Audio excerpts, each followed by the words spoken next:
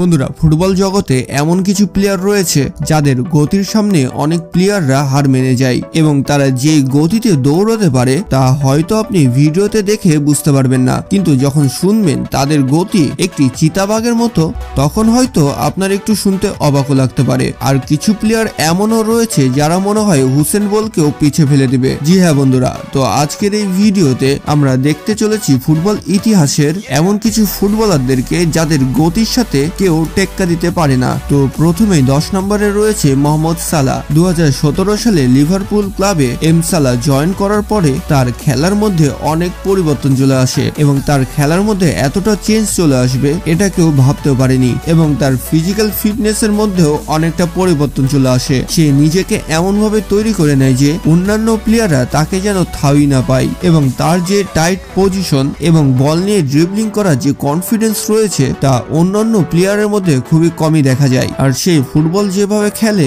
মনে হয় যে সে জন্মই নিয়েছিল ফুটবল খেলার জন্য এবং সে যখন বল নিয়ে দৌড়ায় তখন তার গতি মনে হয় আরো বেশি বেড়ে যায়। জি হ্যাঁ বন্ধুরা, তার দৌড়নের গতি 35 কিলোমিটার পার আওয়ার। তো এরপরে 9 নম্বরে রয়েছে পিয়া অ্যাবামিক। এই প্লেয়ারটির কার কালেকশনের পরে যদি কোনো কিছু ইন্টারেস্টিং হয়ে থাকে তাহলে সেটা তার খেলাতে তার গতি। সে যখন টপ স্পিডে দৌড়তে থাকে কোনো ডিফেন্ডার এমন নেই যে তাকে পিছ থেকে দৌড়ে যেয়ে ধরতে পারবে এবং এই প্লেয়ারটির কার কালেকশন দেওয়ার অনেক বড় একটি শখ রয়েছে। তো এক ইন্টারভিউয়ে তার গতির রহস্য জানতে চাইলে সে বলে, আমি আমার কারগুলোর থেকে ইন্সপিরেশন পেয়ে নিজেকে গতিশীল করেছি, আমিও নিজেকে আমার কারের মতো গতিশীল করতে চাই। আর তার সর্বোচ্চ স্পিড হচ্ছে 35.5 কিলোমিটার পার আওয়ার। তো বন্ধুরা, এরপরে 8 নম্বরে রয়েছে কাইল ওয়াকার। এই প্লেয়ারটি ম্যানচেস্টার সিটি থেকে তার জীবনে অনেক ম্যাচই খেলেছে, কিন্তু অ্যাজ এ ডিফেন্ডার অপোনেন্ট টিমের প্লেয়ার যখন কোনো কাউন্টার অ্যাটাক দেয় তখন এই প্লেয়ারটি তারও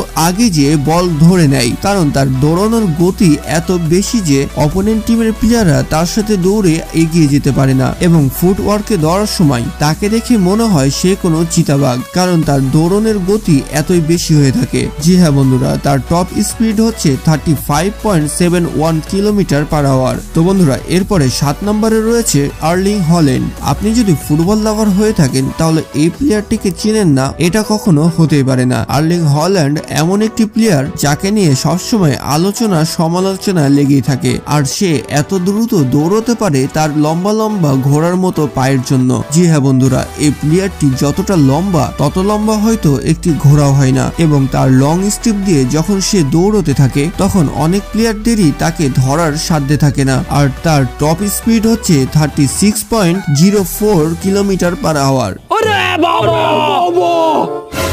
তো বন্ধুরা, এরপরে 6 নম্বরে রয়েছে লিউরা সানি। জার্মানি ন্যাশনাল টিমের এই তরুণ প্লেয়ারটি এত কম সময়ে এত জনপ্রিয়তা লাভ করে নিবে এটা কেউ কখনো ভাবতে পারেনি। এছাড়াও ম্যানচেস্টার সিটি তাকে 37 মিলিয়ন ইউএস ডলার দিয়ে কিনে নেয় এবং সেই টিমে তাকে এত টাকা দিয়ে কিনলে সে তো ভালো খেলবে এটাই স্বাভাবিক। জি হ্যাঁ বন্ধুরা, সেই লেফট ফুটে যে কিকগুলো করে এবং যে ডজগুলো করে তা অন্য প্লেয়ারদের মধ্যে দেখা যায় না এবং তার দৌড়ের কথা আর কি বলবো। সে যখন দৌড়তে থাকে তখন অনেক প্লেয়াররাই তার পেছনে পড়ে যায় আর তার টপ স্পিড হচ্ছে 36.51 কিলোমিটার পার আওয়ার। মজা আয়া।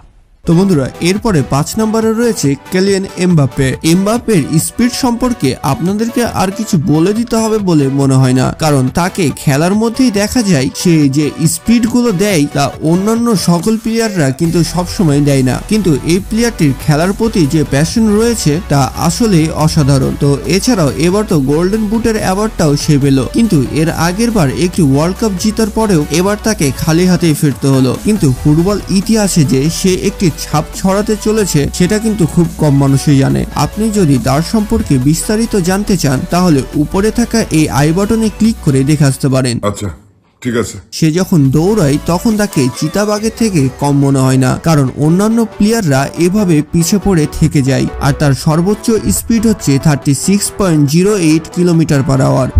কিছু প্লেয়ার এমনও রয়েছে যাদেরকে দেখে মনে হয় না যে তারা ফুটবল প্লেয়ার, তাদেরকে দেখে হয়তো মনে করবেন এরা হয়তো বডি বিল্ডিং করে, কিন্তু যখন তারা মাঠে নেমে দৌড়াতে শুরু করে তখন অনেক পাতলা সাতলা লম্বা প্লেয়ারগুলো তার সাথে পারে না। কিন্তু এমনও হতে পারে কেউ হয়তো তার বডি বিল্ডিং দেখে তার কাছে কেউ ভয়ে ভিড়ে না, মানে এরকমটা হতে পারে আর কি। কিন্তু এই প্লেয়ারটি দৌড়ানোর স্পিড রয়েছে এইটা তো নিঃসন্দেহে, এবং ফুটবল প্লেয়ার হিসেবে সে নিজেকে অনেক স্ট্রং করে তোলে যেন তার দৌড়ানোর জন্য স্পিডটা সে আরো ভালো পায়, এবং এরও top speed 36.08 kilometre per hour, মানে এমবাপ্পের সমান সমান আর কি। তো এরপরে 3 নম্বরে রয়েছে মার্কেস রাশফোর্ড। এই তরুণ প্লেয়ারটি 2015 সালে সকলের মন জয় করে নিয়েছিল তার হাইয়েস্ট স্পিড দিয়ে, আর জুনিয়র প্লেয়ার হিসেবে সে এত ফাস্ট রান করত যে টিমে সবাই তাকে অনেক ভালোবাসতো, এবং ম্যানচেস্টার সিটি থেকে তাকে চেলসিতে নেওয়া হয় এত কোটি টাকা দিয়ে, যা হয়তো আপনি নিজেও কল্পনা করতে পারবেন না। আর তার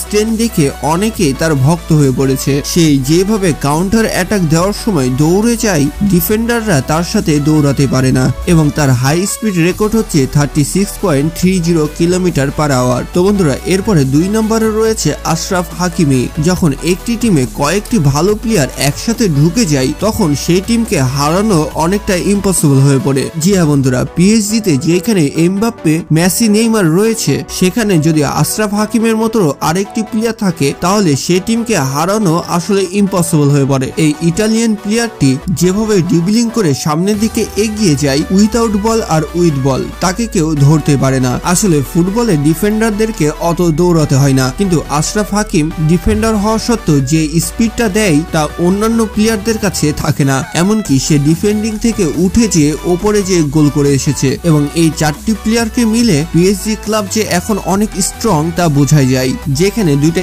স্পিডধারী প্লেয়ার রয়েছে সেখানে 2টা স্কিলধারী প্লেয়ারও রয়েছে, এবং তার হাইস্ট স্পিড হচ্ছে 36.48 কিলোমিটার পার আওয়ার। তো বন্ধুরা শীর্ষে যে নামটি রয়েছে তার নাম হচ্ছে আলফানসো ডেভিড। গুগলে যদি আপনি পিস বলে সার্চ দেন তাহলে অনেক সময় তারই ছবি চলে আসবে। তিনি যে খেলাধুলার মাধ্যমে ভালোবাসা ছড়িয়েছেন সেটারই অবদান হয়তো এইটা, আর সে খেলাধুলার মাঝে যে ভালোবাসাটা ছড়িয়েছে তা অন্য কোনো প্লেয়ার আজ পর্যন্ত পারেনি। আর খেলার মধ্যে তার দৌড়ানোর যে গতি থাকে সেটা দেখে তার টিমমেটরা তাকে একটি নাম দেয় যা হচ্ছে রোড রানার, এবং তার হাইস্ট স্পিড হচ্ছে 36.51 কিলোমিটার পার আওয়ার। তো বন্ধুরা আপনার কি মনে হয় ফুটবলের ইতিহাসে সবচেয়ে দ্রুতগামী প্লেয়ার কে? কারণ আপনারা তো আমার কথায় বিশ্বাস করবেন না, কিন্তু আপনাদেরকে জানিয়ে দিই এই ভিডিওটি তৈরি করা হয়েছে গুগলের কাছ থেকে সাহায্য নিয়ে। আমি জানি অনেকে আপনারা এমবাপ্পেকে 1 নম্বরে দেখতে চেয়েছিলেন, কিন্তু যেটা সত্যি আমি সেইটাই করেছি। তো ভিডিওটি ভালো লাগলে চুপি চুপি না চলে যেয়ে সাবস্ক্রাইব করে যাওয়ার একটি ছোট্ট অনুরোধ থাকবে। আচ্ছা ঠিক আছে। তো দেখা হচ্ছে পরবর্তী আরো একটি ইন্টারেস্টিং ভিডিওতে। ততক্ষণ ভালো থাকুন, সুস্থ থাকুন, বেশি বেশি আল্লাহর ইবাদত করতে থাকুন। আল্লাহ হাফেজ।